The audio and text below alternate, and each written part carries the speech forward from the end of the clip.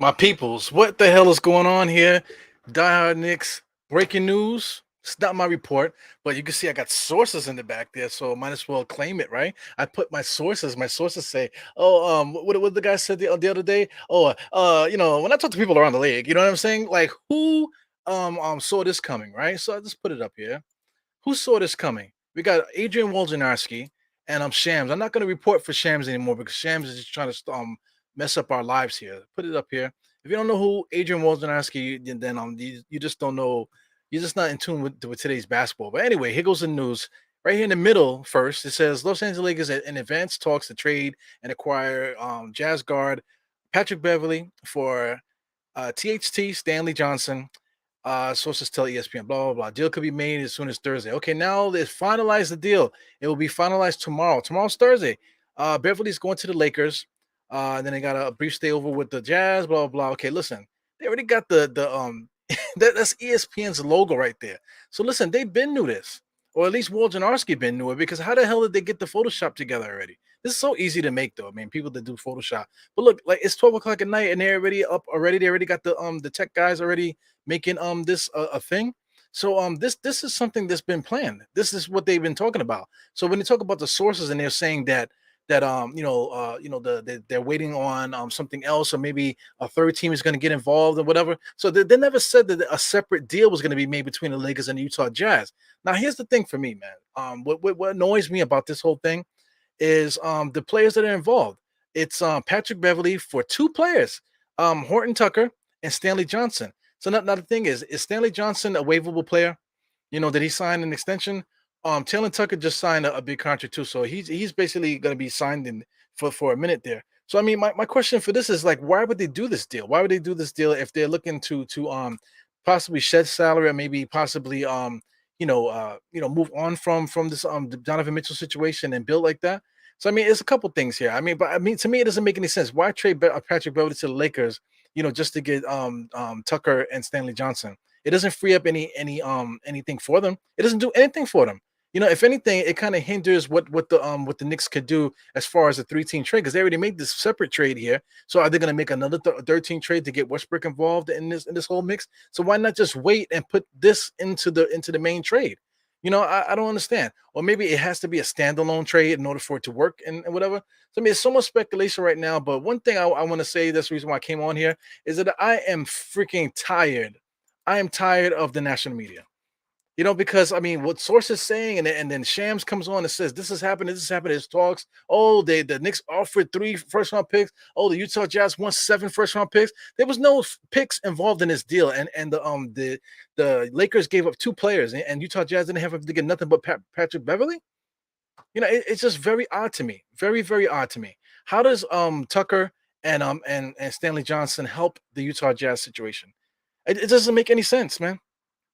It doesn't make any sense. A couple guys in here. They got Emmanuel. It's gonna be a Mighty Fitness. Shout out to Mighty Fitness popping in here. Uh, does Mitchell happen trade later? Listen, man, I feel like this trade needs to happen now. Like what I'm thinking right now after this trade here, I feel like there must be parameters set up now. So I mean that means that Utah has the freedom to do whatever trade they need to do. You know what I'm saying, to fill out whatever they need to fill out. Because like I said, no first round draft picks were mixed in that trade there. So it's just weird. So I mean, maybe now Utah has the freedom now because they know the Donovan Mitchell trade is going to go down, that they can make this secondary trade like this. That's the only thing I can really think about when it comes down to this, man. So listen, I know I'm tired of it. I know all you guys are tired of it. So I mean, this Donovan Mitchell trade needs to go down, man. If it's going to happen, if it's not going to be to the Knicks, it needs to happen to somebody, bro. You know, and one thing too that I want to say too, the older sources saying that Knicks and Utah this whole time. Remember they were saying that Kyrie and Donovan and Durant was going to come to the Knicks, 2 players. You know, they were saying it definitely is happening.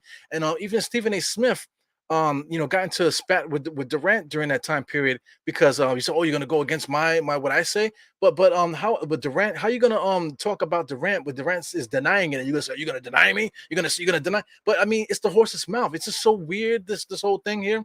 So anyway, what I'm trying to say is that the Nets was the ones that actually went on to sign Kyrie and Durant. When all the whole summer they were talking about Durant and Kyrie to the Knicks. You know what I'm saying? So this could be a smokescreen again, where the whole summer we're talking about Donovan Mitchell going to the Knicks, and then all of a sudden Donovan Mitchell goes to a team that nobody even thought about. because nobody was thinking about the Brooklyn Nets swooping in and taking Kyrie and Durant. Nobody thought that. So this could be a smoke screen. So I mean, I came on here to do a little quick report here, just to put things in perspective for everyone here. Listen, don't get so upset about what's happening here because like all these reporters and stuff out there, everybody's trying to be first. It's not nobody's trying to be right. Nobody's trying to give you any news. Everybody's trying to be first so they can get the most clicks and get the most engagement on their platform. Same reason why I do a podcast. Whatever you do a podcast to talk about certain things. Right now, I'm doing a podcast at 12:30 at night. Usually I don't do podcasts this late. I went to go take a piss. I look at my phone and oh shit, a freaking trade happened. So I say, hey, look, I can't go to sleep now. Might as well go on. That's where I'm coming from. But these other outlets, they looking to get clicks so they can continue the buzz and continue their business going. You know what I'm saying? So that's why they do that. They put stuff out there for reaction for you guys. So listen, take things with a grain of salt, and please don't let everything stress you. So much about this thing. The Knicks are gonna be all right regardless. I think if we make a Donovan Mitchell trade, we done exhausted every angle of this trade to the point where it's not even worth talking about anymore. I see people still posting, I would give four first round draft picks and Manuel quickly and like come on man, we done talked about this for 2 months already. We done talked about every angle. You're not smarter than everybody. Everybody on there's a Knicks fan done talked about every specific trade possibly ever. You're not gonna come up with something more slicker than anybody has ever come up with the last 2 months, man. So when it comes down to it right now, I think this trade is gonna go down. Me and State were saying the 28th to the 30th. We were saying around that time the trade might get done. But after this, right now, I'm assuming that they said that the trade should be finalized by Thursday morning. I'm thinking that maybe Thursday evening, maybe.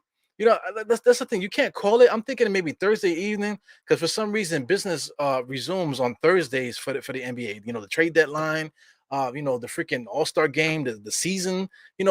Something about Thursday with the NBA, man. So I'm thinking that they might actually something might happen tomorrow. We'll see. We've been waiting for 2 months, so we could wait. We could wait a little while longer, man. So like I said, I feel bad for a lot of these players that are out there that are just dangling. That are just waiting for this to get done so they can go about their lives and start signing players, man. So this is a great sign for NBA fans that the Lakers and Utah make this deal. That means business is open for the NBA, and now they can start moving. That means that the agents now have freedom to start talking and start wheeling and dealing behind the scenes and stuff.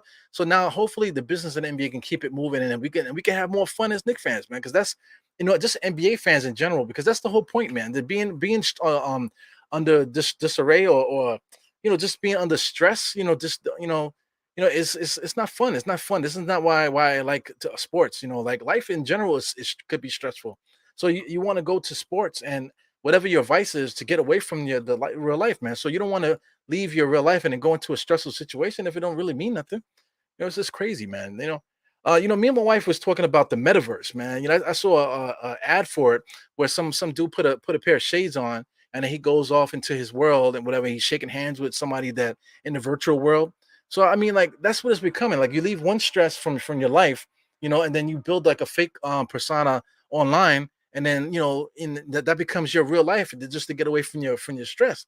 And that's kind of just very weird. It's very sci-fi-ish. It's just weird. I don't know if anybody gets what I'm getting at there.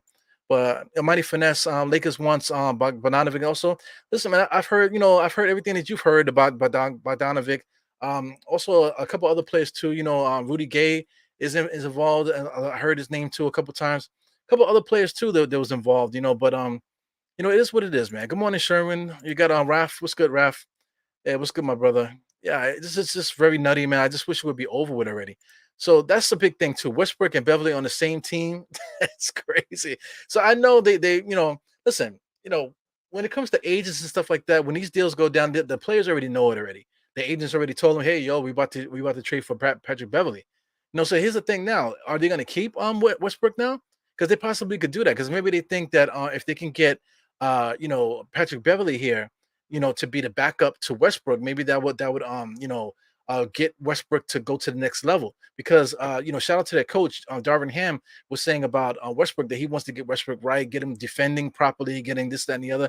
So what better person to have behind your ass than Patrick Beverly? Your arch nemesis throughout your whole career is now backing you up, to make you a better player. So the Lakers might end up keeping Westbrook. You know what I'm saying? Because I mean, Darvin Ham did say that out of his own mouth. So I mean, making this trade might actually be a power move just to get Westbrook on the right track to where Darvin Ham wants him to be. So I mean, the idea of Westbrook being in the three-team trade with the Lakers, that might be dead as well. I really don't get it. I really don't get it because I mean, trading two players for Patrick Beverly, what's the game plan there? What are you trying to do?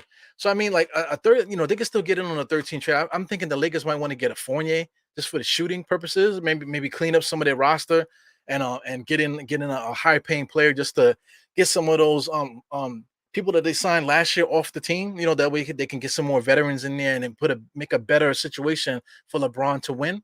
That's what I'm thinking too. Maybe Melo might end up resigning over there. A couple things, man. I'm sweating a little bit because that's like I said, it's like a shotgun pod. I just did this like the random. Like I said, I got up to take a piss and I checked my phone. I was like, oh snap, look what's going on here. So anyway, that's what are you talking about here, Sherwin? Um, why do you want to wish bad on my Knicks? Yeah, man. I don't know. I don't know, bro. We got Sabri Wills, the American Dream is here. JJ, any chance we get Bogdanovich in the Mitchell trade? Uh, we already got a shooter. We already got a good shooter in Fournier. So I mean, getting Bogdanovich would be great. But listen, where do you play Bogdanovich? A lot of people seem to want Cam Reddish to start. People want RJ to start. So if we get Donovan Mitchell, what are we doing with Bogdanovich if RJ is here? So that means RJ's gone. So I mean, if RJ leaves and somehow we get Bogdanovich and Donovan Mitchell, I would be fine with that. But you want to talk about uproar, but losing RJ Barrett, and getting Bogdanovich and Donovan Mitchell, people will be so pissed off about that. But on the low, Bogdanovich is better than RJ. At least better fit stretch wise for Donovan Mitchell in this scheme of what the way how the Knicks are going to play. I think it would fit maybe a little bit better. If you keep Cam Reddish, you still got a defender coming off the bench, to help out and stuff like that. But a lot of fans will be definitely pissed off about that, man. But listen, make it make sense. That's the only thing I care about. Make it make sense where we get basketball players here where I can myself look at the roster and see how things should go. Or see the coach and see the situation and see the style of play. I can envision how things would work. And then once I see it on the court, now I have something to pull from where something is going wrong. I can say, how come they're not doing this and blah, blah, blah. I can see the setup. Right now, even without all the trades, I can see how the Knicks could be set up without all these trades happening. But if this is in the cards where this is going to happen, and Donovan Mitchell gets here, and they're talking about Jordan Clarkson also is in the mix of this stuff too. So if you get Jordan Clarkson and Donovan Mitchell, or Donovan Mitchell and Bogdanovich, or somehow get all three of those guys on the Knicks, anything is possible. Because listen, your imagination is just as good as these reporters. And like I said, these reporters are coming with these reports from their imagination, straight like that. I just I hate to keep disrespecting them because these guys are making money. This is their job. I wouldn't want people to come to my job and start talking stuff about shit about me, and they do that. The public has an opinion about my day job. So it's annoying to keep hearing that. So I'm quite sure these guys, fire the coach and fire this, that, and that. I'm quite sure that's like very annoying to keep hearing that all the time. But it is what it is, man. Sherman, Wanted Donovan is like my neighborhood apple. What are you talking about? Like in his apple more, his more than our apple. I got you, man. I get you. Sherman. So don't worry. Uh, yeah, Danny Ainge is getting on everybody's nerve. Danny Ainge has been getting on people's nerves since the '70s. Okay, he played baseball. There was rumors that the reason why he didn't play baseball because he was just too fiery. That type of thing. So he went to play basketball. Because he has the height and stuff like that. And this whole career with Boston, even when he went to Phoenix, and then he later on, went to Sacramento, then he went to Phoenix and stuff like that. He's always been a thorn in the side of his peers. But now he's an executive, and now he's into the next generation, screwing our lives up too, man. So it is what it is. That's just the way that Danny Ainge is, and we hopefully we can get this together, man. You like the background? See, I'm just using the green screen. I really don't like the green screen thing, but I think I'm gonna start using the green screen just because I got it. I know I got the old background. The old background, I like it because it's more real. This right here, I'm talking about the metaverse and stuff. It feels like I'm in the metaverse. You know what I mean? Let me get rid of this so you can see it. Now I feel like I'm in the metaverse. I feel like I'm in virtual reality and stuff like that. I want to keep things grounded and keep things real, as possible, man. Yeah, man. If we just walk away from I don't think it's gonna go away. But I think if it does go away, Donovan Mitchell probably will be moved somewhere, And if it's not the Knicks, listen, don't go crazy. Don't go crazy. We still got a whole 82 games to get through. Yeah, we didn't even get to training camp. We have training camp to go through. Then we got the start of the season, Christmas game. The season might be over by Christmas, man. There's a lot to deal with this year. This, like I'm telling you, man, like we could do something or we could do nothing. And the Knicks could be struggling in the beginning of the year. Tom Thibodeau could be fired. The Knicks could be already tanking by Christmas. Lord have mercy. But the positive thing with that is that like our young guys can actually become who we think they're going to become. It all works together, and the Knicks become really good. Starting the year, and we kick ass on Christmas, and we just keep it moving to the end, to the trade deadline, and then we can get things popping that way. Or we make this trade now, we get Donovan Mitchell, and the same thing happens. Lightning in a bottle. We take the lead by storm by Christmas. We're like box office basketball team and stuff like that. Then, positive, negative, it could be both ways. That's what I'm saying. Get yourself in the middle somewhere. Get yourself in the middle, because if you're not in the middle, you're gonna freaking go one side. You're gonna go this side, the other side. So you gotta get yourself in the middle, man, or else you're gonna be in big trouble. Throw Cam in the deal. Listen, we don't talked about all that shit, man, so much. You know, just enjoying the show, man. I appreciate you, Ralph, man. Yo, Ralph, we're gonna do something or what? I'm talking to you off and on, to do something together, man. We did. You popped in on, I think, watch along. I think a game watch along one time, the last time. So we had a good conversation, man. So listen, man, you're open invitation for a lot of you guys are coming in. But listen, I ain't chasing you motherfuckers. You know what I'm saying? Because I hit people up and they want me to keep chasing. I'm not chasing nobody. That's why you don't see guests on the show that often. I don't chase State, because State is a nut, and me and State have great chemistry. That's why you see me and State on this channel doing pods together, because that's the way it is. But listen, man, I'm not chasing nobody. I done hit a few people up, and whatever. They talk to me behind stage, and I'm not chasing cats, yo. Same thing, just like this trade here. In real life, people keep talking about the trade all day long. They're getting stressed out and stuff like that. But then in real life, they can't control their own shit.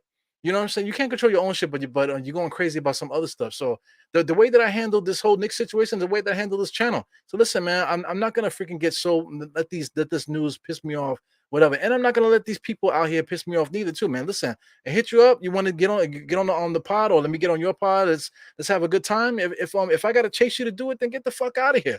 I'm sorry to tell you that, man. I don't want to talk to. I'm gonna do a podcast soon about this, but I done blocked so many reporters and stuff like that. There's a reason for all of that, because I don't want to hear the bullshit. All this stuff that they've been saying with the rumors and stuff, that's all bullshit.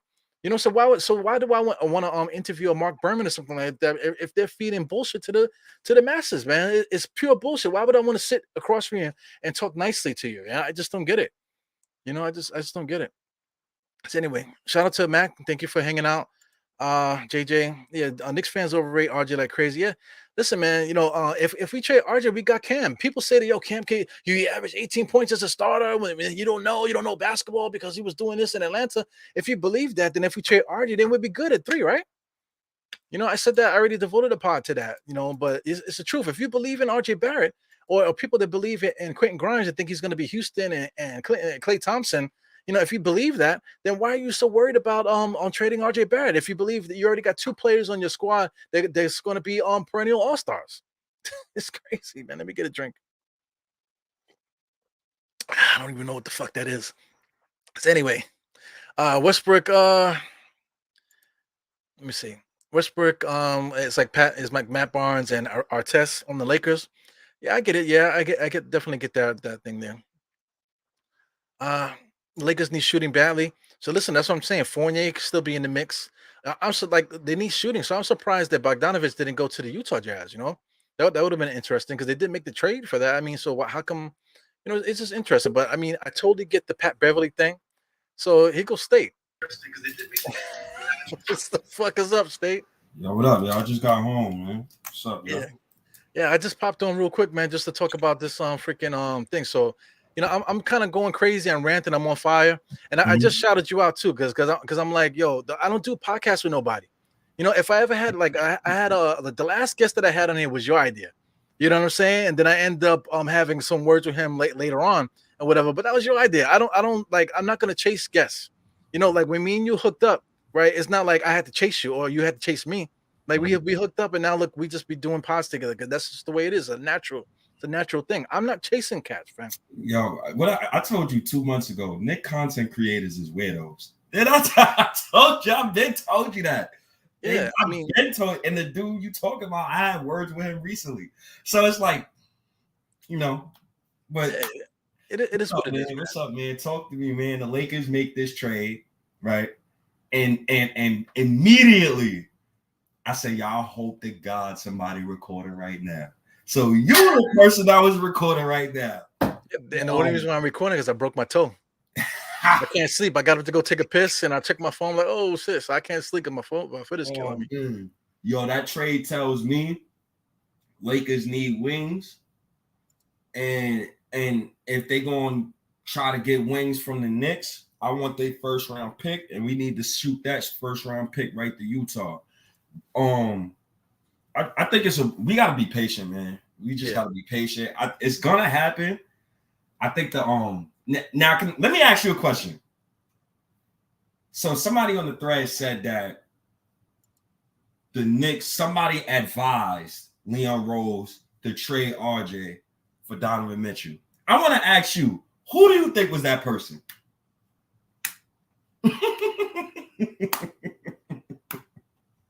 I don't know. So what do you think? It's a couple culprits. So I don't think it's Brock Aller, because Brock Aller is all about the cap, right? And I don't think Brock Aller was the one who wanted to trade Mitch at the deadline for cap reasons, right? Which we kind of agreed with but disagreed with at the same time. And Brock Aller is probably also the person that said, hold on with the RJ contract stuff. Let's try to get this roster more clearer. I don't think it's Brock Aller. I don't think it's Worldwide West. I don't think it's Leon Rose, because Worldwide West and Leon Rose is about relationships. I think it's Tom Thibodeau. I honest to God think it's Tom Thibodeau. And the worst thing that could happen out of these Donovan Mitchell trade rumors, bro, is we don't get Donovan, and then our locker room is destroyed. Because now everybody is like, motherfucker, you tried to trade me. You want me to hustle hard for you? Like, Well, the fight with that is that we have young players. So if these guys want to get they want to get the bag. They want to get to the bag. They still underneath Tom Thibodeau's umbrella. They have to work now. And yo, that's kind of scary, bro. I don't. That's another reason why I want this Donovan trade to go down, because I don't want to go into this training camp with questions. You get what I'm saying? Like I want to sit down and pod with you, and we looking at the roster, and now we figuring stuff out. Now it's like Tetris. I don't want to be sitting here with you 4 weeks from now, bro, and me and you looking at each other like, well, we still got Randall and Obi.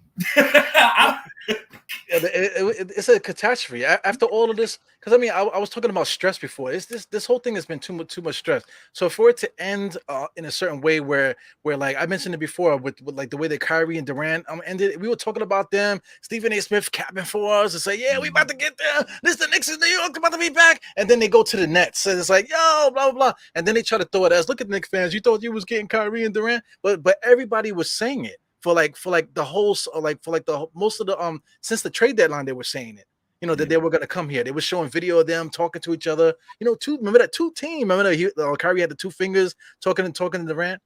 So I mean, it would be crazy if it ended up this offseason with Donovan Mitchell going to Memphis or something like that, or whatever. Man, that would just be a catastrophe.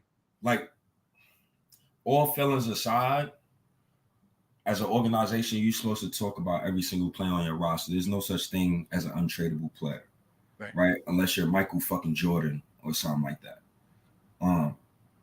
So like I can understand if RJ Barrett came up in trade talks. It's possible. Now, if I'm Utah and you offering me a guy who just averaged 6 points and a couple of guys who all shot under 41% from the field, and a power forward who we don't know what's his ceiling is, and we don't know what he can do on the court, then I could see the reason why RJ Barrett was in these trade talks. But it's interesting to me, like, who's reporting what? If Woj and these dudes is reporting that the Knicks is saying RJ Barrett is off the table, but then you got another group like Mark Berman and those guys saying that the Knicks have had conversations for RJ Barrett and Donovan Mitchell. Who's telling the truth here? You know what I'm saying? Yeah, nobody is. I don't trust none of these beat writers. We was arguing with, I think, with Josh. Josh is always joshing. You know what I'm saying? He's always talking about these reporters and stuff. Like, oh, they have a job to do, and he always capping for these guys. But I don't trust none of them. Like I made a pod the other day joking around about the whole, according to people I talk to around the league. Like you ain't talking to nobody around the league, fam. You don't like whatever you're saying has no weight. Has no weight to it. It's just that you trying to validate the bullshit that you're saying by hiding the fact that, oh yeah, I have sources. Like we all could do that. Like me and you could be like, oh, according to sources, guys. I got my sources signed, so believe me, it's the truth. You know what I'm saying? I freaking hate that. I mean, the only time I believe sources is if something is said and then something happens that I can visually see, and I could be like, cool, I could believe that. I'm gonna give you an example. Remember early in the season where it said, I'm gonna give you two examples. One was Tibbs didn't like Kemba Walker. I remember Berman reported that as a fact. Tibbs benches Kemba Walker. Okay, cool. People want to say Kemba Walker defense was trash. I disagree. We was 12-14 with Kemba, but it's neither here nor there. But Berman said Tibbs didn't like Kemba Walker. Tibbs proceeds to bench Kemba Walker. You start Alec Burks, you go 1-6. Okay, cool. Berman reports Tibbs doesn't want a Cam Reddish trade. He didn't want that trade to go through. We get Cam Reddish. What do Tibbs do? He goes and DMPs him. People say Cam Reddish is hurt. I don't believe that. We was in a 1-6 stretch. Tibbs goes, my rotation is set. Come on now. Now, if it's context behind what somebody's saying and I could visually see it, I could kind of believe it. Now, the most recent was the other day where Berman reported RJ Barrett has been in trade talks, right? When Tibbs was first hired, it was reported that Tibbs wanted to put RJ Barrett and Mitchell Robinson in trades for vets, right? Right. Then the day after Mark Berman reported, they in trade talks, Ian Bagley the very next day, literally the very next day, talks about it. So that tells me someone in the organization is telling Leon Rose we should try to trade RJ Barrett and let's stuff for Donovan Mitchell. I want to know who is that person, because when that leaks, and if it's Tibbs might as well kiss his Knicks coaching career goodbye.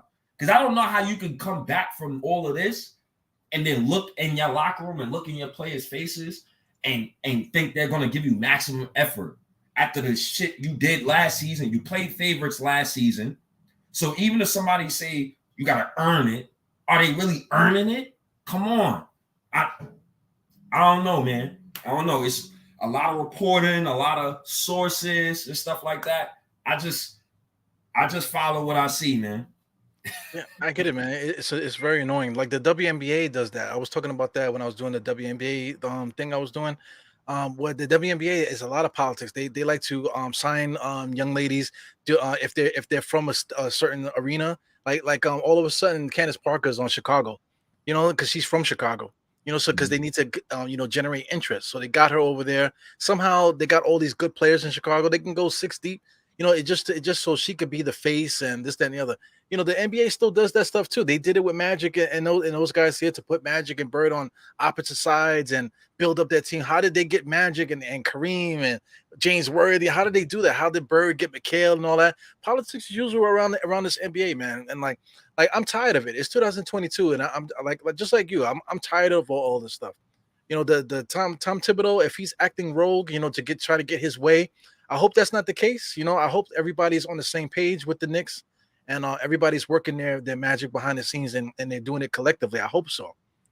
I hope they're in constant communication with these young boys, because it's not right to have them, in circles like that. Because like you said, you need these guys. If you can't make a trade, you need them to work for you. So, these guys are, like I said, these guys are young. They're still going to work hard for their own career. But this is 2022 again. Like these young guys already think that they made it because they got their little $9 million a year. So they're already thinking that they already made it, so they don't have to do that. They can just, they could dictate their own thing. So I really don't want no parts of that garbage. I don't want no parts of it. So I'm hoping that this trade here is a sign of the Knicks Donovan trade being done by this afternoon, by 12 o'clock. By like 3 o'clock this afternoon sometime. I hope so, man. I hope so, because we all know what Utah want to do. We know what the Knicks want to do. This is the hottest. Like, I've seen the Knicks in trade talks the past like 15 years. Yeah, it's the hottest I've ever seen us in. Like trade, like the Melo stuff. Like, that was a foregone conclusion. Like, once you heard Melo might threaten to go, James Dolan was stepping in, regardless of what anybody says. Right. That's not the case this time, but I'm just hoping that Leon Rose gets it done, because me as a fan, like, I don't know the time clock that other people got, but he on his third year with me. Three years, you spent over $300 million. You have yet to fill the superstar. God damn. I mean, they still did a good job of getting the youth here and fixing the cap space and getting the draft picks. So I mean that's got to be something too. This whole fixing the cap space stuff, that was Steve Mills. They eating off his plate. No, you're not gonna give Steve Mills credit. No. I got to, bro. You're not gonna give. Wait, you're not gonna give Steve Mills. You're not gonna give him credit, man. But he left Leon Rose with $74 million in cap space and a 19-year-old RJ Barrett. And the best I got in 3 years is Jalen Brunson and the smile. Well, you gotta say, what's his name? What's the other guy? Not Steve Mills. What's the other one? Who? Scott Perry? Yeah, you got to give Scott Perry that credit, because Scott Perry got Steve Mills fired. Right? Well, Steve Mills was after they made that thing. Scott Perry got in his other line and said, "Yo, man, get this dude out of here. He needs to get the fuck out of here." You know what I'm saying? That's what happened. Relocated. That's what I think. He still works for the Knicks. He's just in a different department. He's the freaking manager of the Glizzy, the Glizzy department. He takes care of the Glizzies at Madison Square Garden. The Knicks better get this done, man. You got to get this done. I hope Evan Fournier loves the Lakers too, man, because that's what they need to send. The mic with the super chat here. Fournier, Fournier for Westbrook. He's been. I think Mike's been saying that forever now. So hopefully that does happen. Mm. What do you think? What do you think about that? What do you think the next move is, man? Because I mean, like, after this trade is made here, it just shows that Utah is not holding the NBA no more. So like like I said, Durant is over right now. They're going back to training camp and this and the other. After this trade, I think business opens up for the NBA again. So what do you think happens next?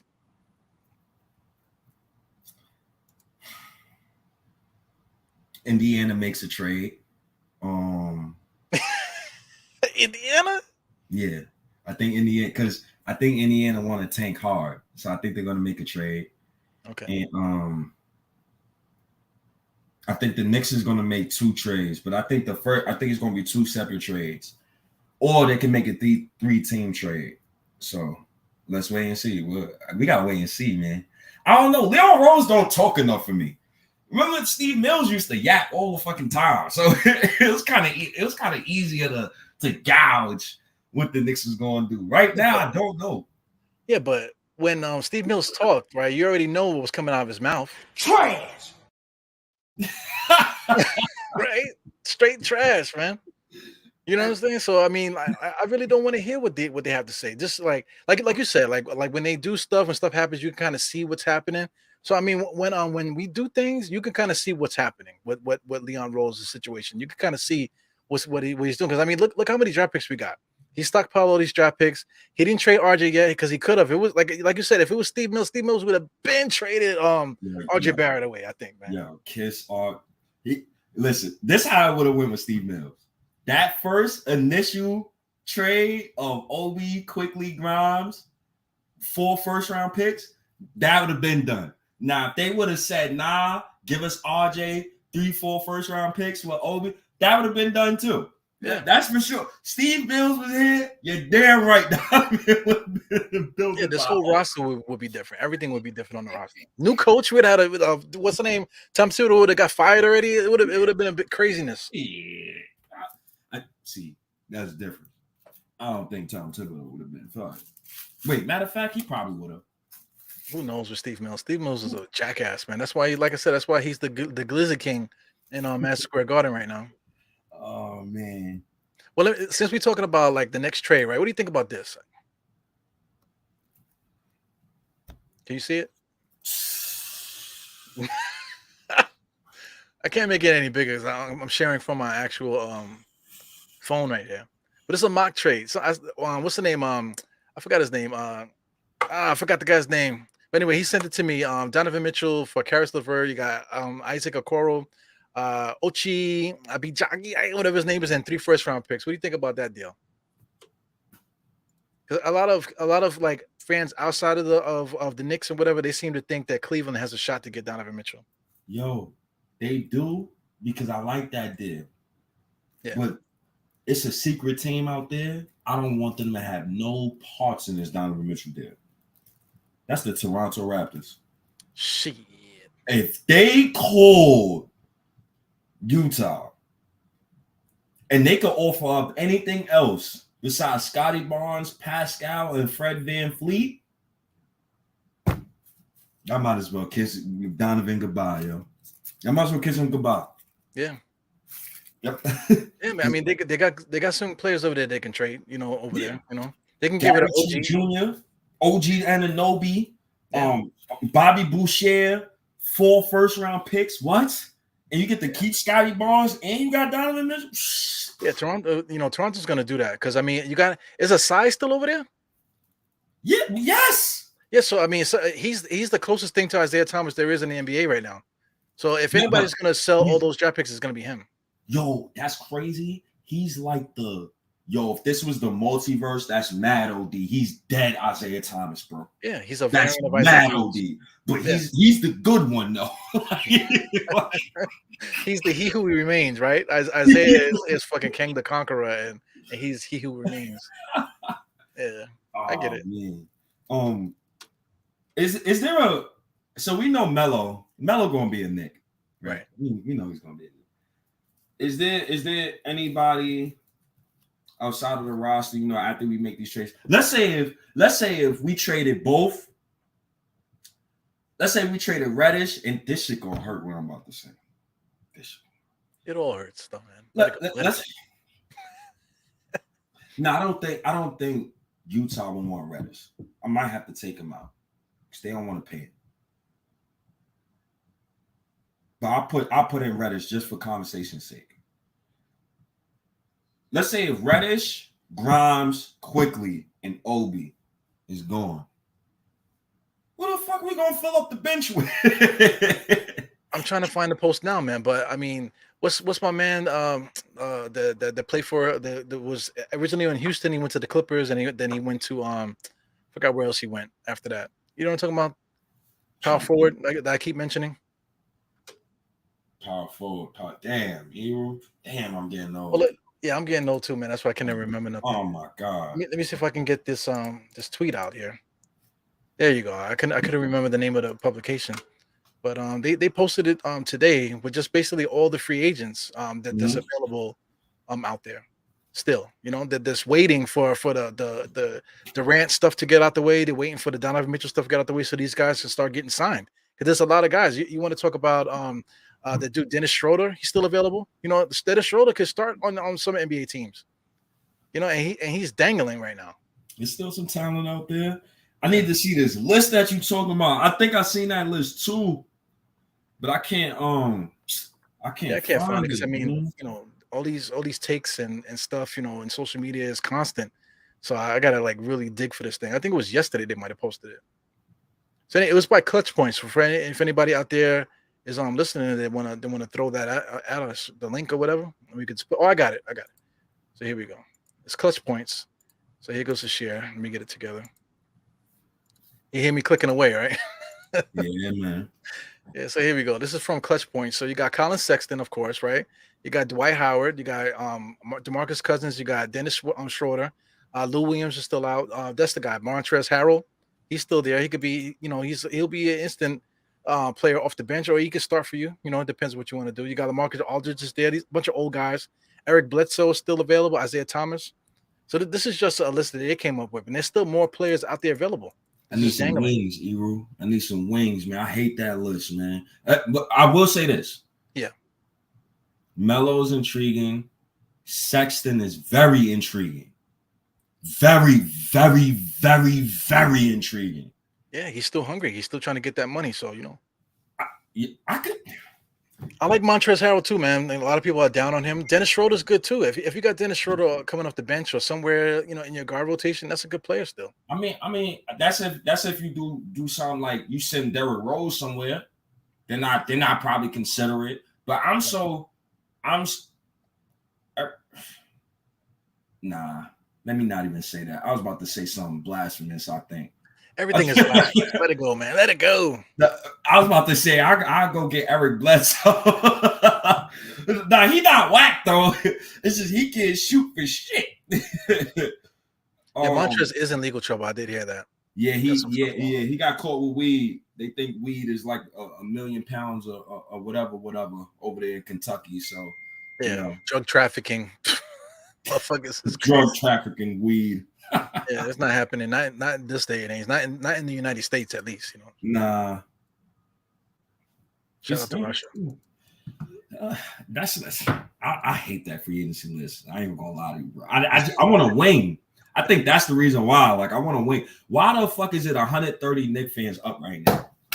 I'm trying to tell you, right? See, listen, I put a random podcast out of nowhere, and then look, we got 130 people in here. You guys are crazy, man. So since you're here, if there's any Utah fans that's watching that happen to be popping in here from the West Coast, because right now it's what is it? It's 1 o'clock now here, but over there it's like 11 o'clock.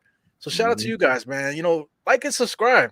This is your boy Eru, the Any Star host. Those that died this podcast, diehard Eru. We got my man State over here, the king of Twitter, king of Knicks Twitter.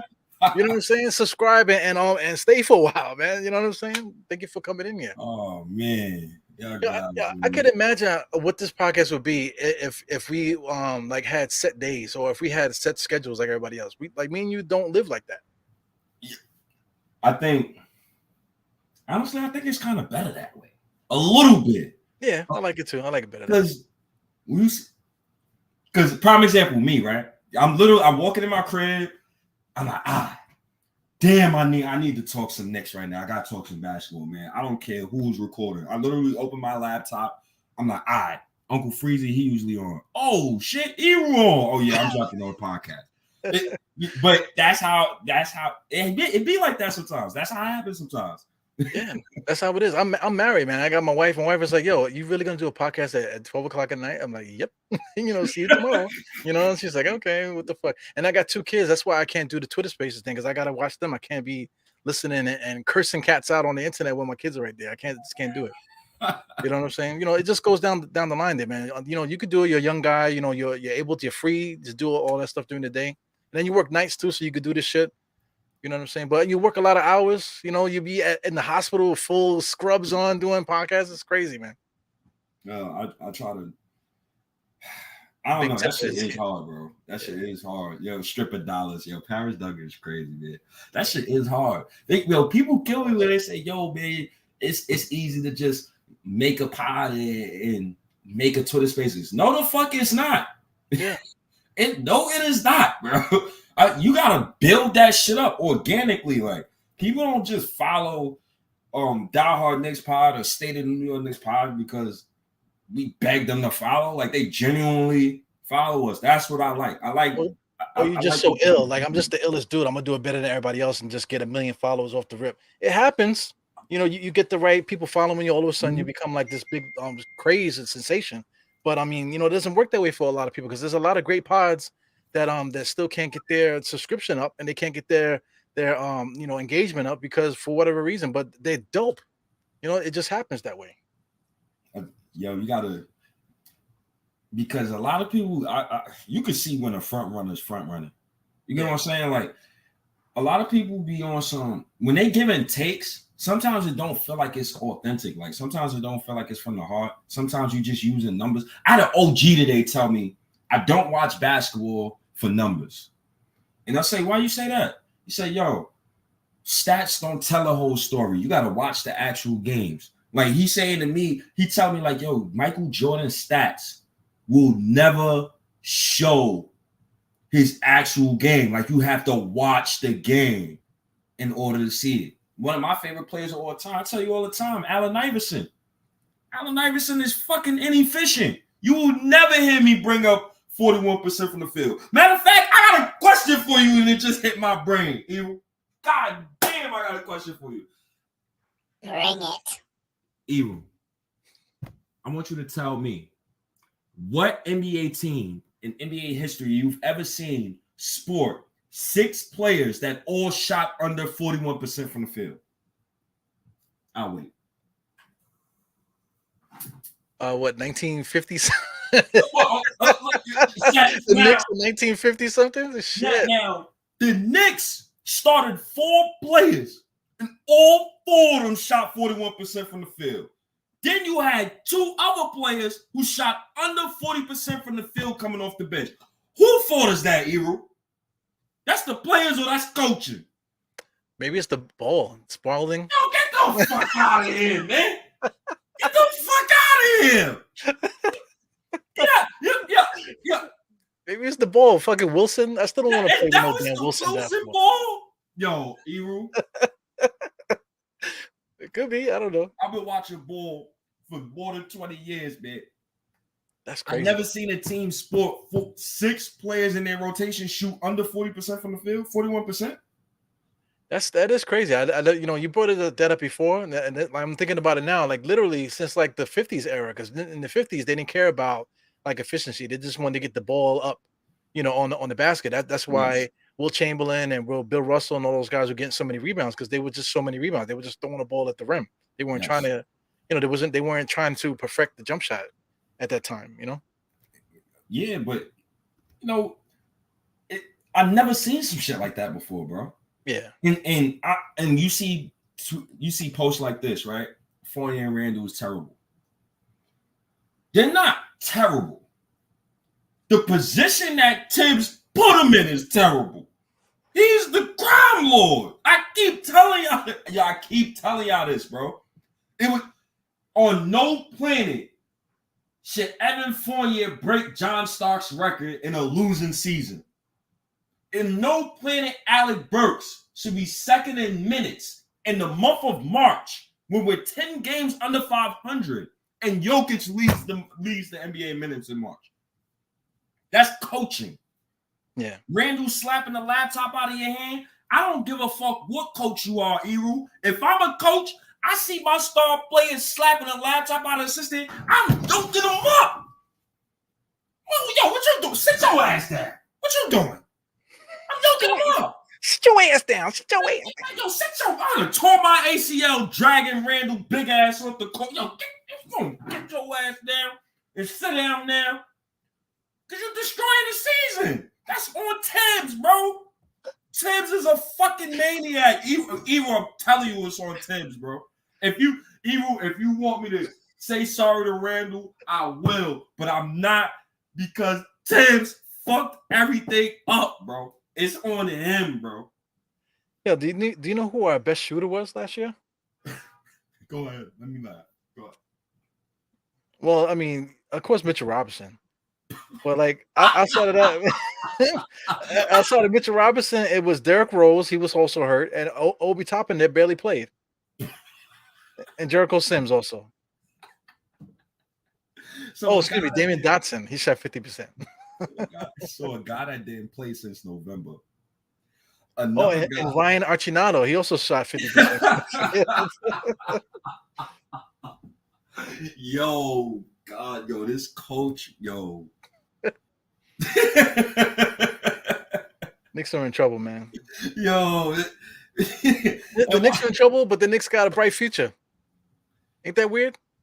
It depends. It depends. These next 3 weeks will tell me all about the Knicks, man. And as far as bright future is concerned, because we don't know, Eru. We don't know. I think I feel more comfortable with the Knicks if Tibbs wasn't my coach. I'm gonna be honest with you. If he wasn't my coach, I don't need math numbers. I don't need a math class. Nothing to tell me how I feel about Tibbs. And I think, listen, as far as we're dropping the developmental term for this Knicks team. That's done. I don't want to hear about developmental nothing. Next season, I don't want to wait no more. I'm done waiting. I'm trying to win, man. Y'all just talking this tank. I don't want to tank.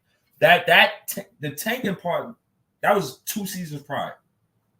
Yeah, man.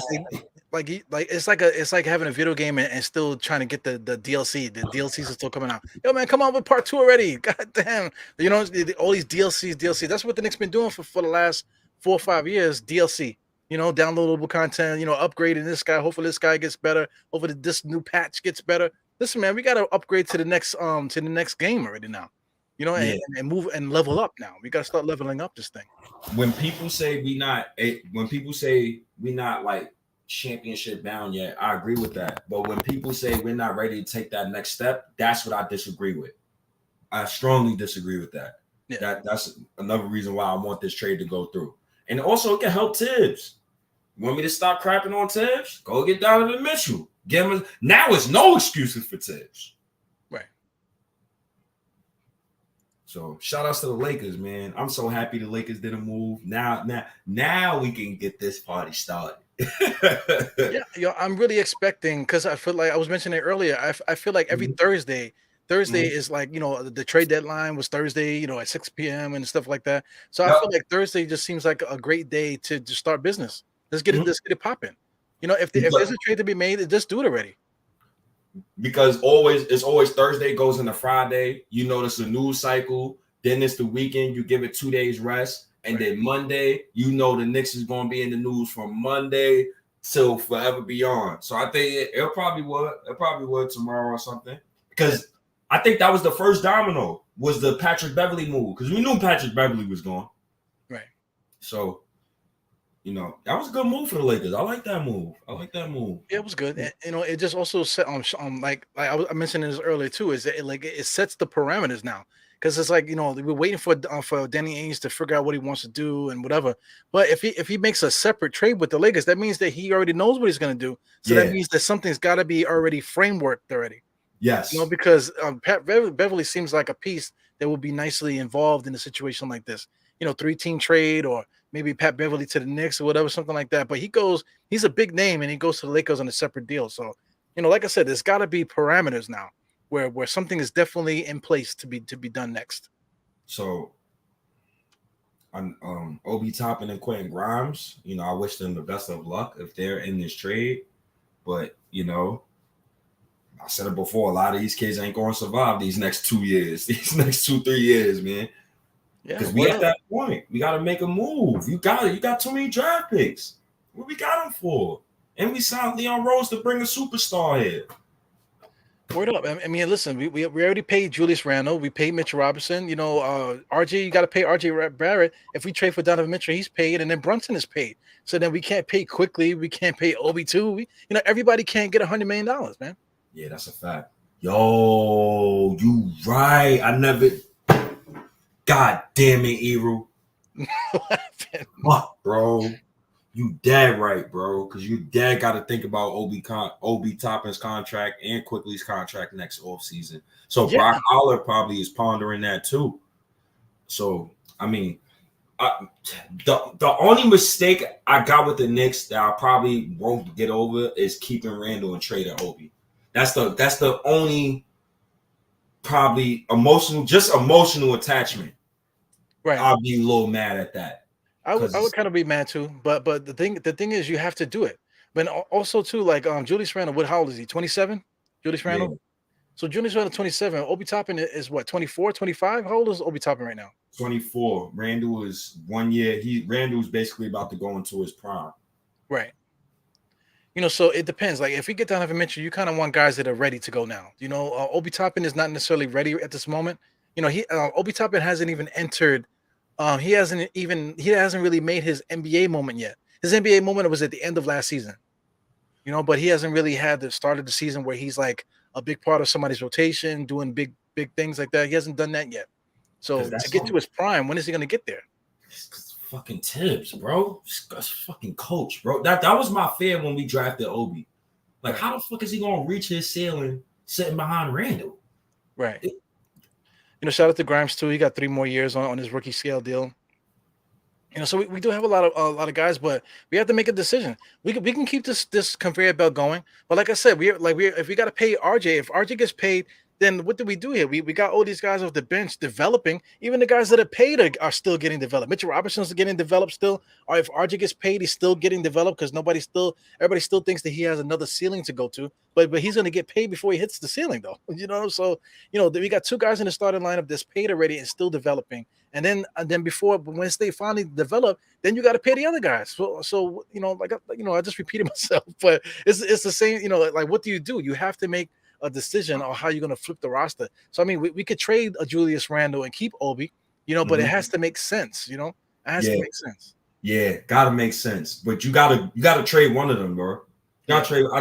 I'm strongly against keeping both of them for their sake, for Randall's sake, because I don't want him to have. I don't want him to come back and then, let's say if he's having a bad night and he like 0 for 4, you know what the crowd gonna do, bro. Oh, we want Obi. That's gonna be mad annoying, bro. That does a disservice to the whole team, the franchise. James Dolan, he gonna be sitting in the stands. I don't want to go through that. And then on the other hand, it's like, let's say if you start Obi, if he not producing, then it's gonna be a section of the fan base that'd be like, well, we just traded 2010 and 5 for cookies. So there's always gonna be somebody. It's always gonna be a big fight. So Paris Duggan wants to he wants to know if but he's saying that Donovan Mitchell isn't a superstar. So who isn't a superstar is a big debate also right now in the NBA. Because shout out to the young lady, I can't think of her name, but she was talking about Damian Lillard and Kyrie, and she freaking the dude from the Celtics, he asked her, "Do you think Kyrie's a superstar?" And she was like, "Yes," but then he asked, "What about Dame?" And then she was like, "No." Like what is it? What makes a superstar? Because if you go for numbers and stuff like that, Dame has all the numbers, And if you want to talk about somebody that easily to play with and always shows up and whatever, it's Dame. This guy, Kyrie, didn't do anything until he got with LeBron, and after LeBron left, he hasn't been able to do anything since. So where's a superstar?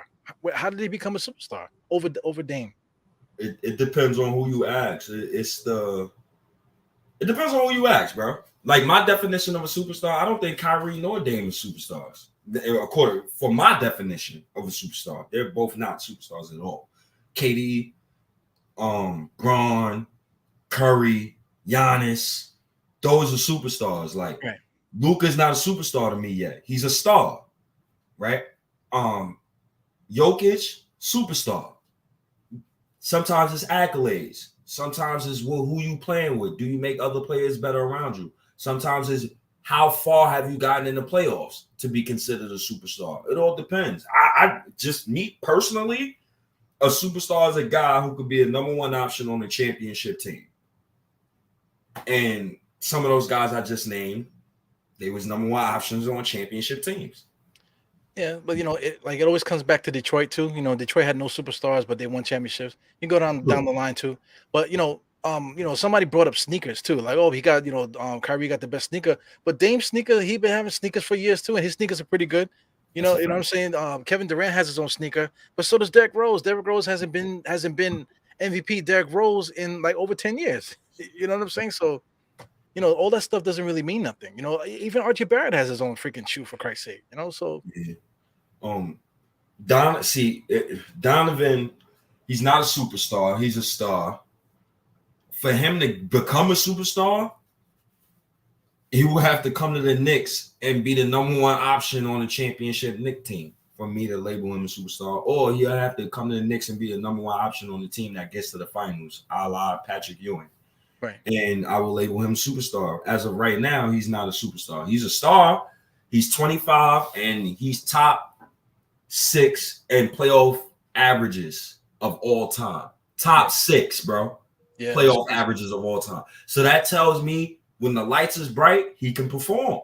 Right. So he's a star. It's all about him getting the opportunity to be on the stage. Yes. I want to transition to you too with this guy Jamal Murray. if Jamal Murray didn't tear his ACL because he defeated Donovan Mitchell going bang for bang with Denver. So if he would have stayed healthy and that team would have continued to build that way, maybe they would have got to their finals and he would have had his moment, and then we would be saying that Jamal Murray is a freaking superstar. It really is the stage, I think, that creates that moniker. Hell yeah. Wow, I've been saying wild, crazy shit on this pod. What's good, Hart? I think Denver is the front runner right now in the West to get to the finals. In my personal opinion, I think it's Denver. If you healthy Jamal Murray, healthy Michael Porter Jr., healthy Jokic, I think they could go to the finals easy. Warriors can't do nothing with Jokic. The problem was these past couple of years, Jokic always getting jumped.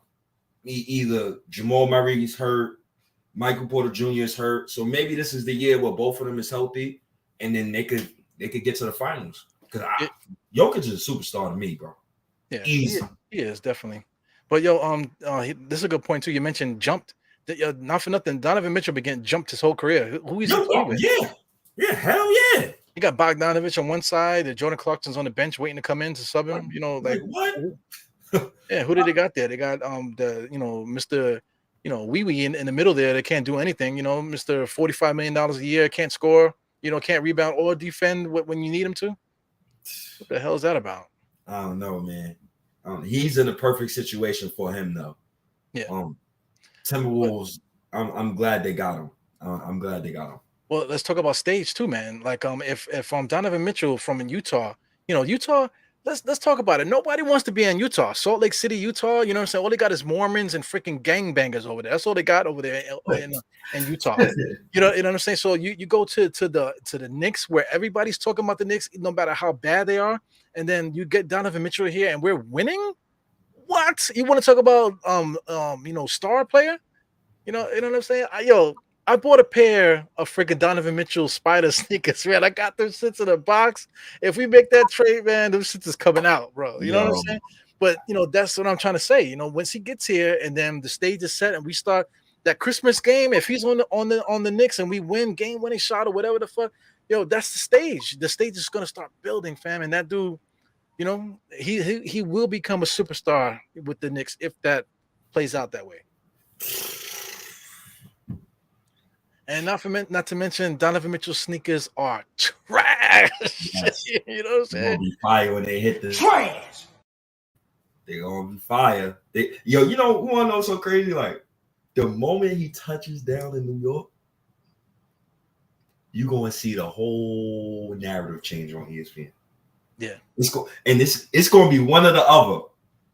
It's gonna be either it's no in between with this narrative. It's gonna be either Knicks got a superstar and they could possibly go to the finals, or the Knicks just overpaid for a guy that's just a star. It's gonna be one or the other. Stephen A. Smith, I don't know what side of the spectrum he gonna be on, but I know he gonna be capping his ass off. But yeah, he's made his millions off the backs of the Knicks doing bad. So if the Knicks are doing good, him's gonna be, oh, look at my Knicks, blah blah blah. He's gonna be doing all that shit. So he's just gonna put a down payment on his next house, and stash his nest egg and stuff for his retirement. He's gonna retire off of Donovan Mitchell becoming a Knick. How about that? He might, He might. That sent him off in his graces. The Knicks gotta hurry up and do this shit. Well, Utah opened up business. They made that trade, so it's in their court now. Yep, they got to accept the deal. And CAA Mafia, that is the main reason why I want Donovan Mitchell so bad. That is one of the reasons why I want him so bad. Because great players make other players great. So I can only imagine how much space RJ Barrett gonna have if he got Brunson and Donovan Mitchell on the wing. How you gonna guard that? I get it, man, but listen to me. Okay, listen to me. I'm not in the boat where one person is gonna make another guy better. I get it. It does happen. One person is gonna make them better, but the team gets better and all this other stuff. But I mean, I had an analogy, but I don't know if it makes sense. But I mean, when the Lakers got Magic, that wasn't the they did win the championship when he got there, but they already had other players that were already good. So did he make them who they were going to be, or were these players already good? Because you talk about Kareem was already there. You got Jamal Wilkes was already there. Stormy Norman Nixon was already there. They already had good players there that they were already making the playoffs, getting there. Getting that extra Magic Johnson helped them get to the finals and win and become like that. And they also won again with Magic and with that same group. But those guys were already good to begin with. So my thing with RJ is that like he has to. RJ really hasn't really shown that he could consistently be good, on his own really. Because you mentioned the shooting percentages. 6 guys can't shoot the ball well, and the dude can't make layups sometimes, and sometimes he looks dominant, sometimes he looks like shit. So RJ still hasn't really got to that point yet. So everybody wants him to be there, but he hasn't really gotten there yet. So it's several instances where like players in NBA history like make other players better and just elevate the whole team. Like there's no Warriors without Draymond Green. That's a prime example for me. Well, they did win when Draymond was off the bench, though. What you mean? David Lee and all those guys. David Lee was still starting ahead of him before, then after they got rid of David Lee, then Draymond came on. Not that first. I'm talking about that first finals trip in 2015. No Draymond, no finals trip. That like Chauncey Billups made Rasheed Wallace and those boys, man. If you have no Chauncey Billups in that situation, they don't go to the finals. But Rasheed Wallace was already Rasheed Wallace, and Richard Hamilton was already Richard Hamilton. You feel me? True, but to an extent, because you could put up the stats that you want in a certain situation, and it not be as impactful if you're putting up less stats in a better situation. You get what I'm saying? I just feel like certain players just elevate the whole team. You already elevated a little bit with Brunson. Right. Now, if you get Donovan, that's a whole other type of facelift. So now the confidence is building. You know what I'm saying? Like, right. So, like, I just think that getting Donovan, it boosts the morale of the Knicks team. It boosts the morale of the fan base. It boosts the morale of even a person like me. Now I could kind of try to sway myself to like Thibodeau now, because this Thibodeau got a backcourt now that I know is like, I know Thibodeau, he like attacking guards. Now he got 2 of them, right? So they could make him look good. Now I could be on Thibodeau's side. Now I could speak positive about this 64-year-old dumbass. You get so I think you just have to do it, bro. And then the rumors is so bad now. If you keep some of these players, how the fuck they gonna look at the Knicks? So, yeah. Well, I mean, even add to like say like look at Durant and Kyrie's situation. They were mad. Kyrie basically asked for a trade. Durant asked for a trade. Because they don't like what the front office is doing. So I mean, from the outside looking in, for guys looking at the Knicks, if after they waiting to see if the Knicks got the balls to make this move. If the move is made, and then now we got to see how the Knicks handle the team now with a superstar. So then the NBA will be watching. They're going to be watching to see what this front office is doing. Because while these Durants and stuff like that, they're the top of the league now, they're also at the top of their career. So once these guys starts going downhill, these veterans and stuff are going to be the ones that are going to looking for teams. And the Knicks might end up with, say, like, but we have to show that we're trying to do something. There may be like a old man Curry, like for real, when he's like 35 or something like that, he might end up being on the Knicks. Or say like old man Durant when he's like 42, he's still shooting threes and stuff like that. Maybe he might be on the Knicks, that type of thing. So I'm just throwing that bullshit out there, but it just the Knicks have to set the table to let everyone know that they're for real. That to make that's what's going to make them attractive and all that stuff. Every single NBA championship team, every single one of them got a old all-star, a former all-star on the bench. Every single one of them. Yeah, you can go down the line. Raptors, Marcus Gasol, and all of those boys. Andre Iguodala at the end of the bench for the Warriors. Like it's always a team that you always gotta have those type of players. That's why I know. That's how I know. Like Melo's gonna be a Knick. He's gonna be a Knick. We'll see. And it's gonna be another vet out there that the Knicks is gonna be looking at. I don't know who. I don't have the free agency list in front of me right now currently. Well, we got Derrick Rose. That's the one. That's one of the guys. Oh, Derrick, I be forgetting about every Derrick single time. Rose. Derrick Rose is the forgotten person in this conversation. I swear to God, I be forgetting about Derrick. Like every time I always forget. I gotta stop forgetting about my boy Derrick Rose, man. Word up. This trade could bring the breast out of Tibbs. Hey. Yeah, you basically said that. Shout out Mike K. You basically said that just now. Yeah, but the best out of Tibbs gotta be a championship though. 64 years old. He's a great coach. He's a great coach. The best out of Tibbs is getting smacked in the second round, though. Oh my God. Why you had to tell me the truth then? I see why you gotta tell me the truth, man. You don't find that suspicious? Yeah, the best he's ever done was like second round, third round knockout. Never been to the finals. So hey. And people, well, you did run into Miami Big Three, but you did have Derrick Rose and those boys, and you won 62 games. I mean, shit. Brunson and Donovan, bro, like they need to just hurry up, bro. Like I see the chat going crazy. I wanted one player, Donovan or Brunson. Our coach is a defensive coach. I know, but today's era is not a defensive league, man.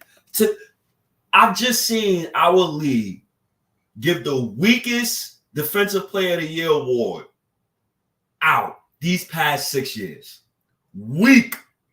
Who got the defensive player of the year? Marcus Smart. Marcus Smart is the best defender in today's. I can name at least 5 defenders from 2000 to 2010 that I will easily take over Marcus Smart. I mean, easily. Marcus Smart is a good defender, so I think that's like a what do you call a lifetime achievement award or something. Something for him, yeah, he's a damn good defender. He ain't Tony Allen. He ain't Bruce Bowen. He's a damn good defender, though. Yeah, shout out to the old heads. He ain't Alvin Robertson. I think Alvin Robertson was like the last guard to win Defensive Player of the Year because he was getting like damn near 5 steals a game. You know what I'm saying? Michael Jordan. Defensive Player of the Year, that type of thing. Yo, Jordan, he had to been from a mystical land. I seen a year that man averaged 3.2 steals and 1.6 blocks. Where the fuck did God make him? I don't know. And then he was still dropping 30 plus on your ass, still getting 6 assists, 5 or so rebounds, shooting like 50-something% from the field, 60, almost damn near 60% from the field. With no 3-point shot? God damn. Hey, you want to know what's so funny, B. Willis? I want that trade to happen even more. Because RJ Barrett is the reason why the Celtics woke up last season. And now that it's no Evan Fournier next to RJ Barrett, and my boy don't have to waste his time and breath and having to guard both Jason Tatum and Jaylen Brown, now he got some dogs with him. Tatum Brown could boogie, but we got some guys who could boogie too. I mean, Jalen Brunson could boogie. He was dogging Mikal Bridges in the playoffs. Yeah. The big problem with the Knicks is that we didn't have anybody to give the ball to at the end. The ball. Who's getting the ball? Freaking Julius Randle and RJ. Lord help me. But now it's a different story. Now you got Brunson as the point and Donovan Mitchell as number 2. If we get him. So now you got two guys that can handle the clutch situations and let Julius fill his role, let RJ do his thing. Yep. Different story. It should be a whole different playing style for the Knicks. We've been begging for a different play style for 2 years, bro. Yeah. Tim's gonna get himself fired, bro. We talking so much logical stuff. He better be logical next season. He better be, man. Because all that coddling Julius Randle bullshit around Donovan Mitchell and Rick Brunson. That's why I'm kind of glad Jalen Brunson's dad is on the bench. Because now you got another grown man who could look at it. Yo, look, man, get him. You're bugging. Get him. Because I didn't like the fact that our young boys will make mistakes last season, and I'm only seeing Tibbs scream at them. Yeah. Like Tom Thibodeau, back in those days, Brunson and Tom Thibodeau were like this.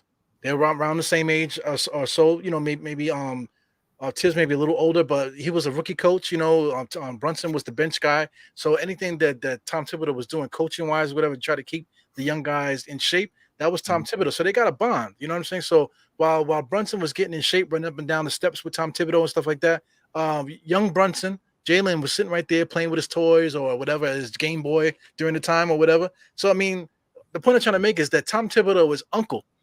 So if Tom Thibodeau's over there acting like a bitch, yelling at Jericho Sims and yelling at people that don't really need to be yelled at, you got Jalen Brunson talk about your uncle, man.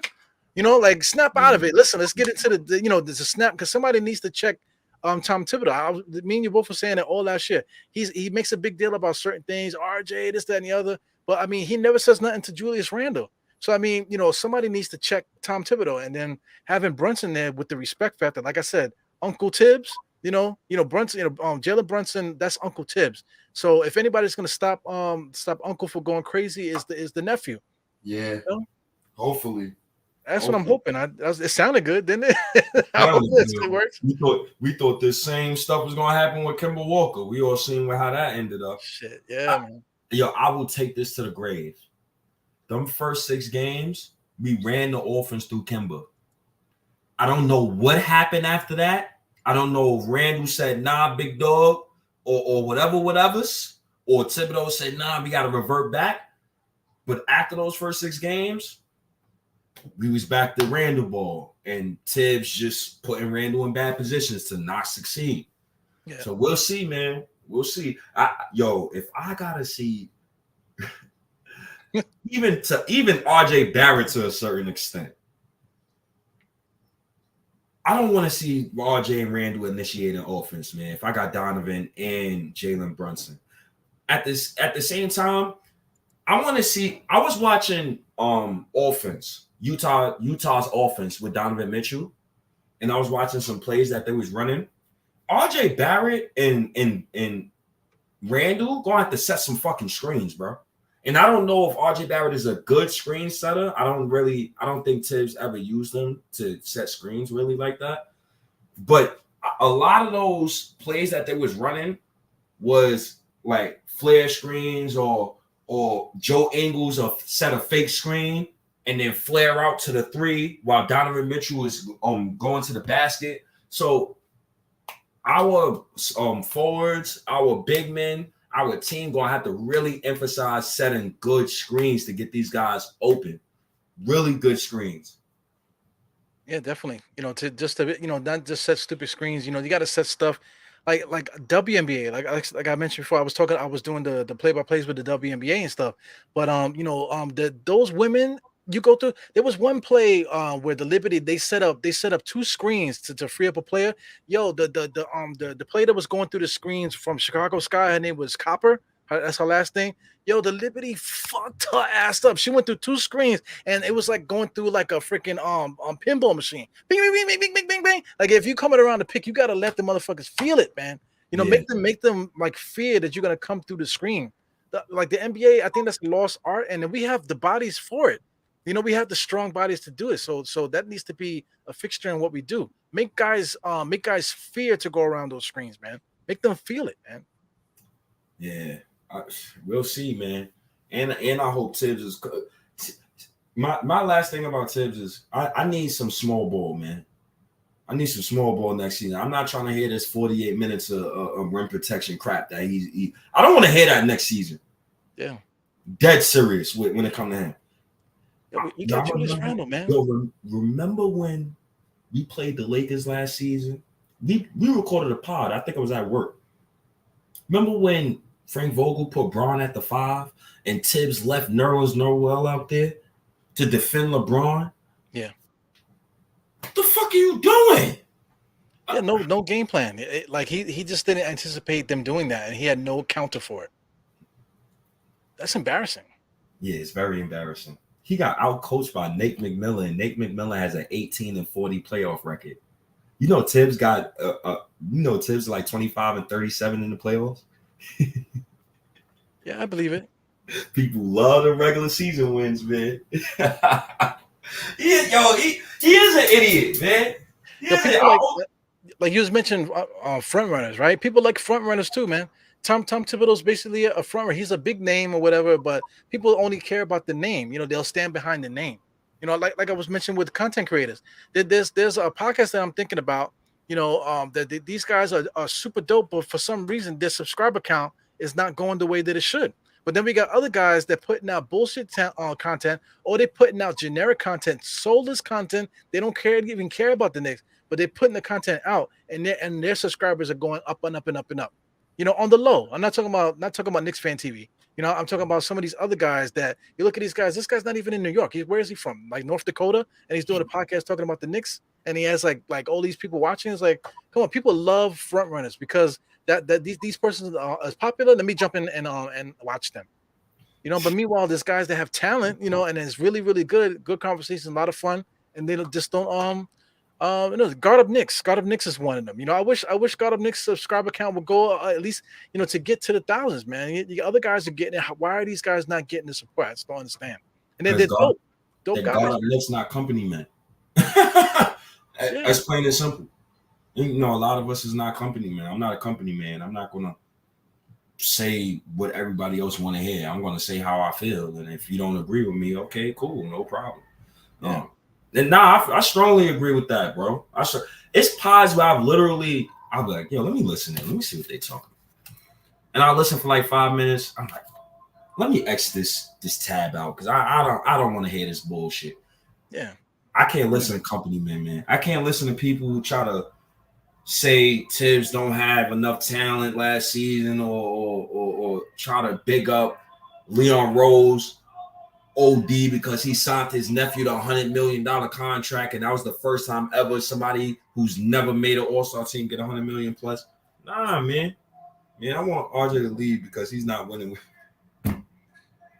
Yeah, thanks for the super chat, my time. But we need context though. You need some context with it. It's good to say that, but what's the context behind it? Yeah, I need more context with that. David Fisdale, Mike Miller, Moutier. Almighty fourth seed. I need some context behind this winning. I never cared about wins these first 3 years with RJ. I just wanted him to improve. Yeah. When it came to Julius Randle, I never cared about the wins with him either when we first got him. I just wanted him to improve and just see functional basketball with these guys. Now, after the RJ's third year, I always said to myself, yo, I got to see some winning now. I'm in win now mode, basically. So, Yeah, shout out to Mike. Mike is going to be broke by the end of this podcast. Thanks, shout Mike. out to Mike, man. Yeah, man. Definitely. State is dope, man. Not company men that goes for all media. Independent journalists of all kinds are able to be more truthful. And that's fact. That's a fact. Me and Eru work hard. We don't work for the fucking Knicks. So if I want to say fuck the Knicks for one night, it's fuck them. They making me mad. Yeah, man. If I want to say fuck you too, fuck you. Fuck you. I'm talking to you. You, the one right there. You fuck you, man. Who cares? Man. Yo, shout out to Mike, man. My guy Woo on the thread, man. Mike, that I will never. I don't have no explanation for this. I can't say what I want to say. I think Eru know where I want to go with this, but I'm gonna just leave it. I'm gonna leave this for another day. We all know why Fisdale was fired after 4-18, and we all know why Tibbs was kept after going 3-17. Right. It's. I'll leave that. I'll leave that for Eru to answer.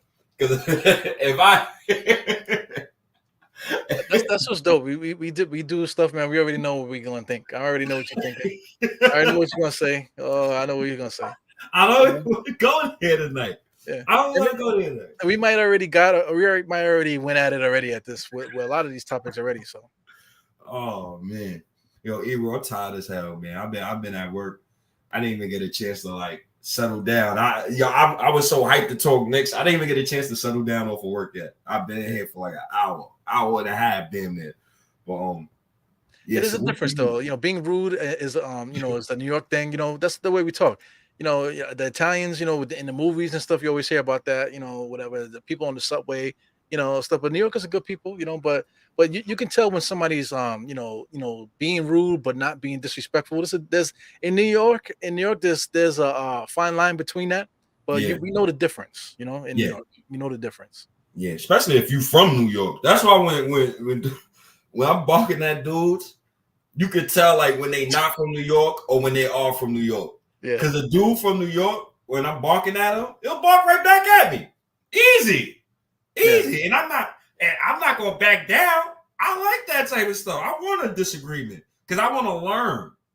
You know what I'm saying? When the dude not from New York and I'm barking at him, yo, stink, man, you wild, yo, chill. And I really have to tell him, yo, bro, this is just me, bro. You talking about the Knicks. I'm passionate, just like you, bro. Yeah, is context. Like we were talking about context with that tweet just now.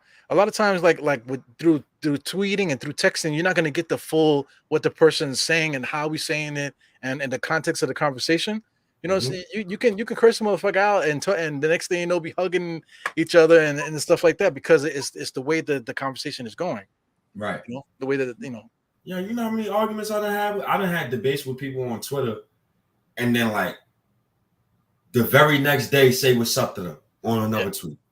Because none of that shit bothers me. It comes with the territory. I cursed you out on here, a couple times. You cursed me out a couple times too. But it's like, yo, get the fuck out of here. In certain places will mean so much more, But like in the context of New York conversation, get the fuck out of here, or like what's another phrase that we say, man? Like the fuck out of here, or like are you shitting me? Are you shitting me? That type of shit, Oh man, fuck boy, and that type of shit. We all just say stuff like that. That's just what the way New Yorkers talk. Yeah, you gotta get the smoke, man. Any player that and now that y'all have known me for about 4 years, going on 5 now. Any player that's labeled the best player on the Knicks, he's getting the most smoke. Period. If Donovan Mitchell is the best player on the Knicks, he's getting the most smoke. If we lose, he's getting the most blame. Easy. Right. What he did. Yo, Donovan not hustling. What's up with Donovan, man? Come on. We gotta hold these dudes accountable, man. But right. Randall's safe because if we get Donovan next season, he ain't gonna be the best player no more. So nobody ain't gonna be really harping on him like that. Right. People gonna be getting on RJ because RJ just got paid, hopefully, after we get Donovan. And the money man gotta show up. Yeah. This fucking guy. That's another what thing we say, fucking guy, man. This fucking guy over here, That's the way we talk to each other out here, man. Yeah. Randall is not a leader. We all know this. Randall's a guy who needs to be a part of a team and not being counted on for leadership. He's one of those type of guys. He's a fiery guy. You got to put him in another role. I would like him in the enforcer role where he's just knocking dudes' heads off, playing hard. He ain't taking too many shots. Yeah, I'm listening to you. You're right. Because I mean, like that's another reason why the Donovan trade is important. Because you already got Brunson, you got Donovan. Now these are your leaders now. So now you stick Julius Randle in the role where you want him to be. Because he wants to be the enforcer. He wants to be the one popping off or whatever. So let him pop off protecting Donovan Mitchell and Brunson. Yeah. Ta-da! And if Julius Randle gets kicked out the game, it doesn't matter because he's not the star anymore. He has in a role now. You feel me? Yeah. But Mitchell Robinson, you better get it together, brother. Because I need to see something this season, man. Yeah, with those hairy ass armpits, he needs to be intimidating everybody out there. As soon as something goes down, those armpits need to flare. He's just scare the motherfuckers out there because he is the softest big man in the NBA. I gotta say it, man. One of the softest. Because I feel like if something pops off and Isaiah Hartenstein is out there, he's gonna be there jumping in between, separating guys. Mitch Robinson is standing there like, I think just watching. I think your beef with Mitch comes from, since you're a little older than me, the centers that you're used to and the big men that you're used to is not the same as I grew up with. So I can see why you say he's mad soft. You used to Patrick Ewing, bro. You used to Anthony Mason. Yeah. You used to goons. I can't even compare. Even the fucking backup to Patrick Ewing was gangster. Yeah, shout out to various guys. What's the guy's name? The one that Shaq threw it on the floor. Yeah. Well, he was gangster. Yeah, Dudley, Chris Dudley. Shout out to Chris Dudley. Come on. Yeah, he was a tough motherfucker. So I can understand that. I can understand that. And another thing about Mitch is like, he don't. How can I say this? He don't strike fear in nobody yet. He needs to start striking fear in the people who come into the basket. I listened to a interview with Anthony Edwards, and Anthony Edwards labeled Porzingis as one of the dudes he feared going to the basket. He said he didn't fear Rudy Gobert, and hopefully, Mitchell Robinson gets to the point where he could be feared going to the basket. Because Porzingis, I mean, he's soft, right? He don't like to bang around the hoop and stuff like that, but he can still protect the rim. So maybe we'll see it. Maybe we'll see it next season, Hero. Just give it time, man. Just give Mitch some time, man. Give him some time. Like you gotta give those centers in, like you say your era. You're only 10 years younger than me, man. So I mean, you grew up around Shaq and the different guys that played around that in that era too. So there's a lot of good centers. It's not fair, huh? That's not fair. But listen, look at Steve Adams though. Steve Adams. Get the fuck out of here, man. Listen, if something happens right on the court, Steve Adams is gonna grab somebody by the underwears and drag him down to the other side. I'd be scared of Steven Adams too, bro. He's 60, like 7 foot. He's 280. He looked mad strong, bro. And I seen him pick up another 7-footer like this and literally carry him across the court away from John Morant. Yeah, but isn't Mitchell Robinson trying to beat Carl Lewis out there? I want to be the fastest big man in the NBA. You know what I'm saying? Like, he needs to worry about being an enforcer. If somebody is attacking Julius Randle, grab Julius Randle, get him out of there. That's your job. That's your job. If somebody is attacking Donovan Mitchell on one end, you're supposed to throw him on his ass on the other end. Yeah. That's your job. Yeah. Well, the most irrelevant player on the Knicks, man. You need to put bodies on the floor, family. Mitch and Randall included. Isaiah Hardenstein, all those boys. Stop throwing people. Look at this shit. He said, Mitch took Ebro's ex. That's why. Listen, man, Mitchell Robinson is old enough to be my son, man. So, man, I might have taken his auntie. How about that? I might have taken his auntie. Okay, how about that shit? Oh man, Oh man. Fucking Tibbs is still my coach. Donovan's still not a Knick, and Evan Fournier is still on my roster.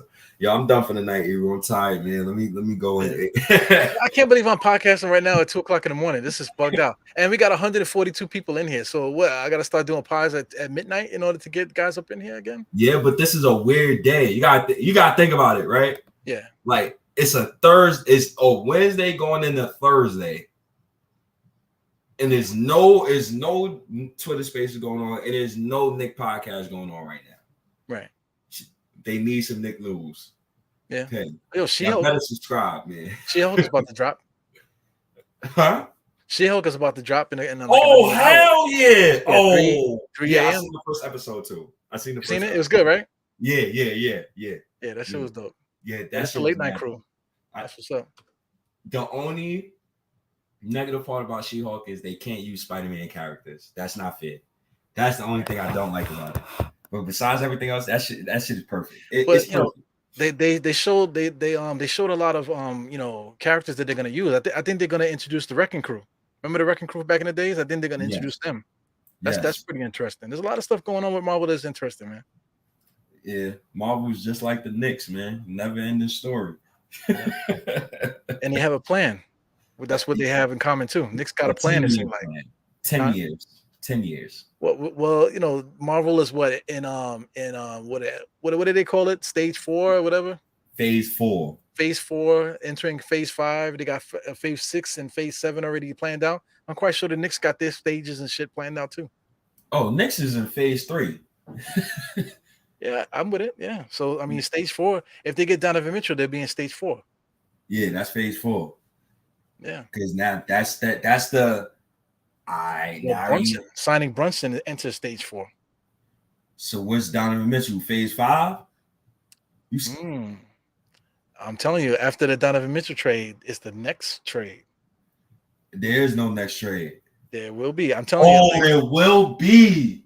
Because after they set the table, there will be a trade. You know, there's got to be something that gets them over the hump. Yo, Because I mean, this is what we're looking at. You know, potentially, right? This is what we're looking at. So the next trade is what's going to get us over the top. Shout outs to Julius Randle. Shout out to Mitchell Robinson. Shout outs to Mitchell Robinson. Yeah, me and you. Yeah, all right. Yeah, we already thinking this. All right. You know what I'm saying? So we'll see. Oh man. Oh God. Yeah. All right. Well, I'm done.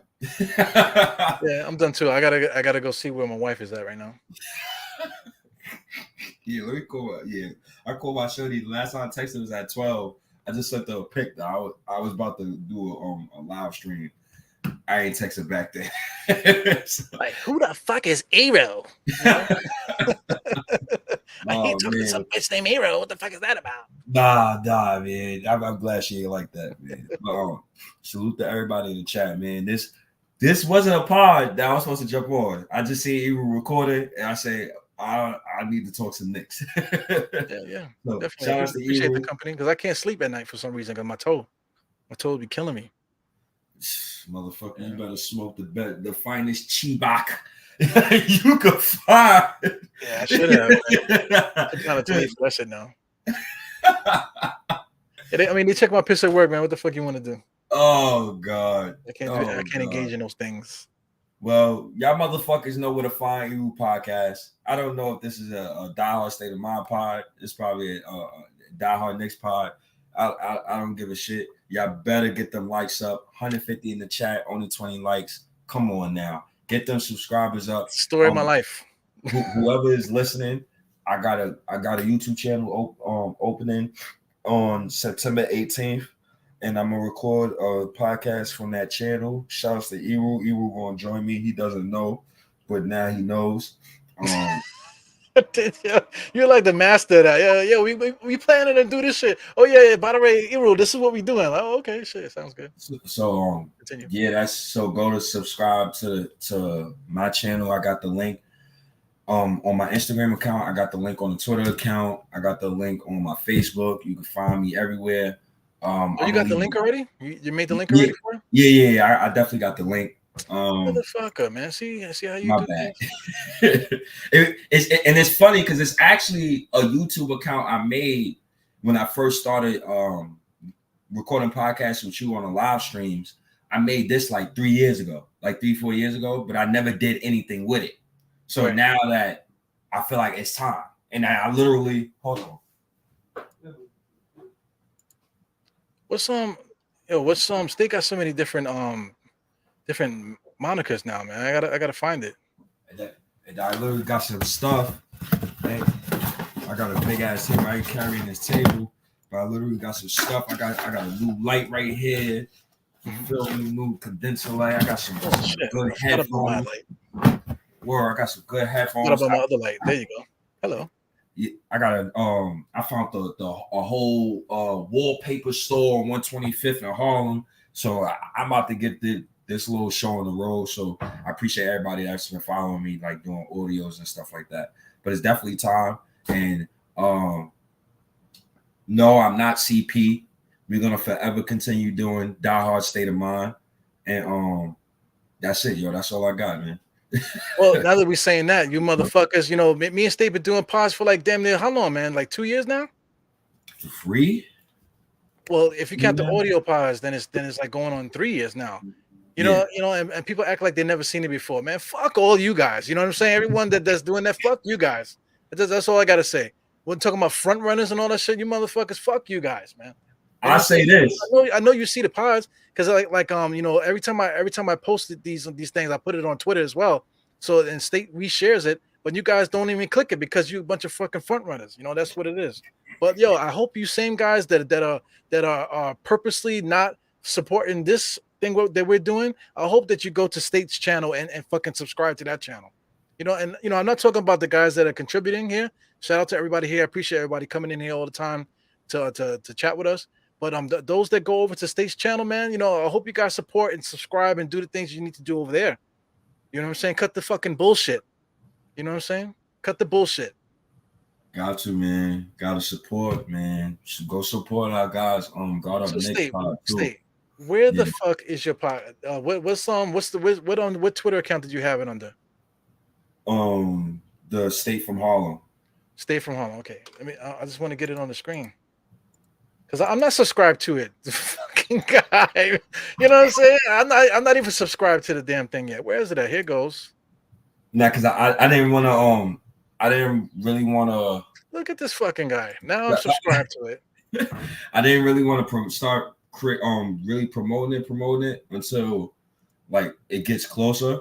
Because once I start, I already got like the table and all that stuff, so I got to build all of that stuff. So when I start, fuck that. Let people know that you got the show and whatever, and then it's coming, you know. And then when it finally gets here, then they'll just jump right on.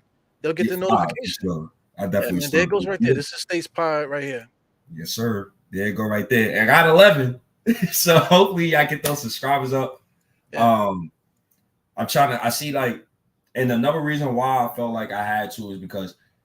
Yeah, I'm getting like 8K views on short Twitter videos. Right. It's time to go to YouTube. Even if, even with these combos with you, I feel like it doesn't get enough. It doesn't get out there enough.